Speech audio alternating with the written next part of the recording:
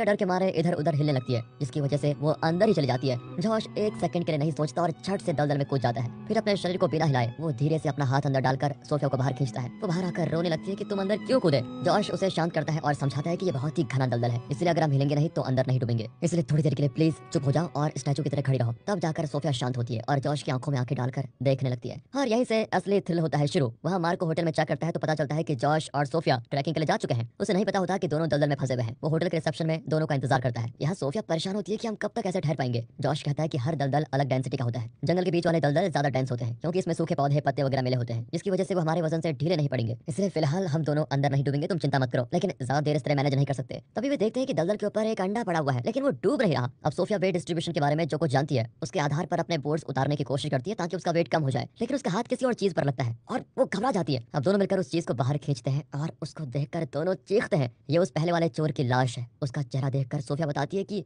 ये दलदल में डूबकर नहीं मरा, बल्कि दलदल में फंस गया था और भूख और प्यास की वजह से मरा है। उसके बाद इसकी लाश डूब गई। यहाँ पे पता चलता है कि ये दोनों ही डॉक्टर्स हैं। सोफिया हिम्मत हार जाती है क्योंकि उसे लगता है कि कोई हमें बचाने नहीं आएगा और उसे लगता है कि इस आदमी की तरह हम दोनों भी भूखे प्यासे यहाँ मर जाएंगे, क्योंकि अमानुष्य शक्ति की वजह से यहाँ पर कोई आएगा भी नहीं। लेकिन जॉश उसे दिलासा देता है कि ये आदमी अकेला था इसलिए मर गया, पर हम तो दो हैं, इसलिए कोई ना कोई उपाय तो निकाल ही लेंगे। ये कहकर वो लाश को अंदर धकेलता है और लाश के पेट पर एक बैग भी होता है जिसको वो निकालता है। सोफिया भी लाश के हाथ से एक गन निकालती है। फिर बैग खोलते हैं तो अंदर छोटे छोटे बॉक्सेस होते हैं और एक बाइबल होती है। उन सबको साइड में रखकर जॉश एक चाकू निकालता है। अब वे सोचते हैं कि इन चीजों से वे कर क्या सकते हैं, बाहर कैसे निकलेंगे। जॉश के पीछे कुछ दूर पर एक बड़ा पत्थर होता है। इस बैग को छोटे छोटे स्ट्रिप्स की तरह काटकर वे एक रस्सी बनाने की सोचते हैं। रस्सी में गांठ बांधकर वे उस पत्थर पर फंसा देंगे और उसे पकड़कर बाहर आने की कोशिश करेंगे। दोनों इस प्लान को अंजाम देने में लग जाते हैं। तभी हमें दिखाया जाता है कि दलदल के पास बड़ी बड़ी जंगली चींटियां बहुत सारी हैं। ये तो और भी डरावनी बात हुई। यहाँ मार्को रिसेप्शन में वेट कर रहा होता है। तभी वो उस चोर को देखता है जिसने जॉश का बैग पहना हुआ है। मार्को को शक होता है और वो पूछता है कि ये बैग तुम्हारे पास कैसे आया। वो बचकर भागने लगता है, पर मार्को उसको पकड़कर पीटता है कि सच सच बताओ क्या हुआ। कुछ देर में पुलिस आकर दोनों को अरेस्ट कर लेती है। यहाँ जॉश और सोफिया बैग को काटकर उसके स्ट्रिप से रस्सी तैयार कर लेते हैं। उसके एंड में एक लूप बनाकर सोफिया बार बार उस पत्थर की ओर फेंकती है, पर वो 2-3 फुट कम पड़ता है। सोफिया कहती है कि हम इस रस्सी के स्ट्रिप्स को फिर कट करके इसको बड़ा कर सकते हैं, पर जॉश कहता है कि इसे और काटने से रस्सी पतली हो जाएगी और तुम्हारा वेट खींच नहीं पाएगी। वो अपना जैकेट कट करने की बात करता है तो सोफिया कहती है कि मैं भी अपनी जैकेट कट करूंगी, लेकिन दोनों जानते हैं कि बिना जैकेट के दोनों ठंड के मारे जल्दी मर जाएंगे। जॉश कहता है कि अगर कल तक हम होटल नहीं पहुंचते तो मार्को हमें ढूंढता हुआ जरूर आएगा। उसकी बातें हिम्मत देती है, लेकिन उसकी आंखें साफ बता रही होती है कि इतनी खतरनाक जगह पर कोई उन्हें बचाने नहीं आएगा। अपने आखिरी पल के लिए इन्हें यहीं इंतजार करना पड़ेगा। ये सोचकर दोनों और भी टेंस्ड हो जाते हैं और तभी ऊपर से एक हेलीकॉप्टर उड़ता है। सोफिया अभी भी बचने की आस लगाए बैठी होती है और चोर के बैग से निकले हुए लाइटर से उस बाइबल को जलाने की कोशिश करती है। उसे लगता है कि आग को देखकर हेलीकॉप्टर से उन्हें मदद मिलेगी। टेंशन में वो पागलों की तरह ये सब ट्राई कर रही होती है। हालांकि जॉश बार बार कहता है कि ये बाइबल पूरी तरह भीग चुका है, ये नहीं चलेगा। तो फिर ठीक है, मैं इस रस्सी को ही जला देती हूँ। ये कहकर वो रस्सी को खींचती है। अब जॉश चिल्लाता है कि तुम पागल हो गई हो क्या? हेलीकॉप्टर इस वक्त बहुत दूर जा चुका होगा, अब वे हमें नहीं देख सकते। ये रस्सी हमारा इकलौता रास्ता है, इसे जला दोगी तो हम बाहर कैसे जाएंगे? पर सोफिया को अब मौत का डर जकड़ लेता है और वो जॉश पर चिल्लाती है कि चुप रहो। उसका माइंड डाइवर्ट करने के लिए जॉश उन दिनों की याद दिलाता है जब वे पहली बार मिले थे। सोफिया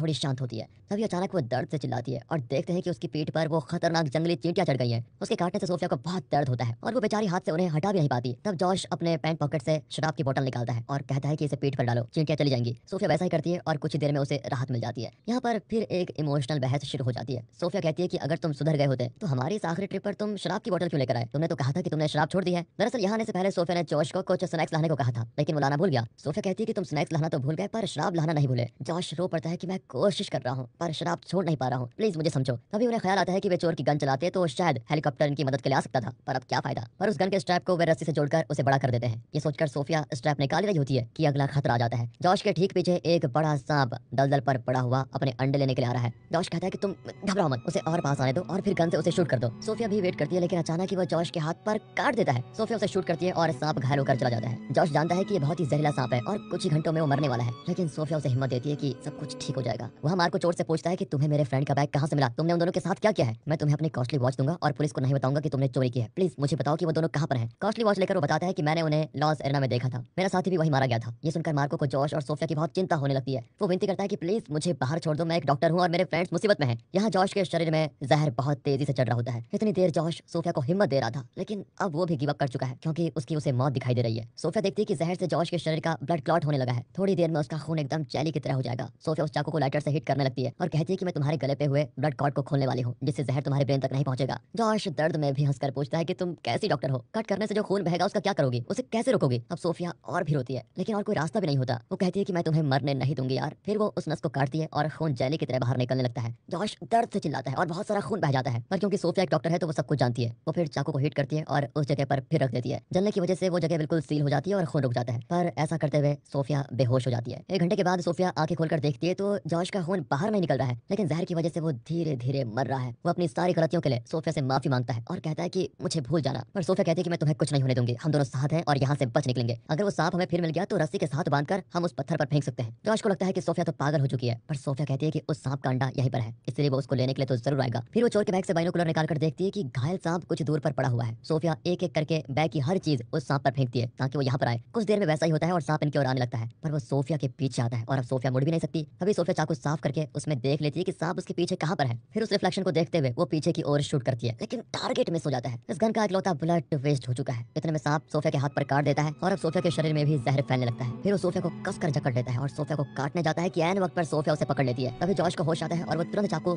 सांप के मुंह में घुसा देता है। इस तरह अपनी पत्नी को बचाकर वो एकदम बेहोश हो जाता है। सोफिया उस सांप को रस्सी से बांधकर उसकी लेंथ बढ़ाती है और कई बार ट्राई करने के बाद आखिर रस्सी पत्थर पर फंसी जाती है। सोफिया बहुत कोशिश करके उसे पकड़कर बाहर आई जाती है। वो खुशी के मारे जॉश को बुलाती है कि मुझे अपना हाथ दो, पर जॉश बुरी तरह घायल पड़ा हुआ है, एकदम बेजान लगता है। वो डरी हुई है और उसके शरीर में जहर भी तेजी से चढ़ रहा होता है। वो जॉश की मदद के लिए किसी को बुलाने के लिए निकलती है, क्योंकि थोड़ी देर में वो खुद भी जहर से मरने वाली है। वो आधी बेहोशी में लड़खड़ाकर चलती रहती है तो एक जगह पर एक और दलदल में उसका पैर गिर जाता है, पर वो खुद को संभालकर दूसरा पैर बाहर रखती है और बच जाती है। बड़ी मुश्किल से चलती हुई रेंगती हुई वो मेन रोड पर पहुंचती है और तभी वहाँ पर ठीक टाइम पर मार्को पहुंचता है। फिर वो एम्बुलेंस और रेस्क्यू टीम को साथ लेकर आया है। वो सोफिया की ट्रीटमेंट शुरू करते हैं। फिर मार्को कुछ लोगों को लेकर जॉश को ढूंढने जाता है और सोफिया देखती है कि वो जॉश को स्ट्रेचर में लेकर आ रहे हैं। सोफिया बहुत डर जाती है कि शायद जॉश मर गया, लेकिन पास आने के बाद जॉश अपना सर उठाकर सोफिया को देखता है और अच्छी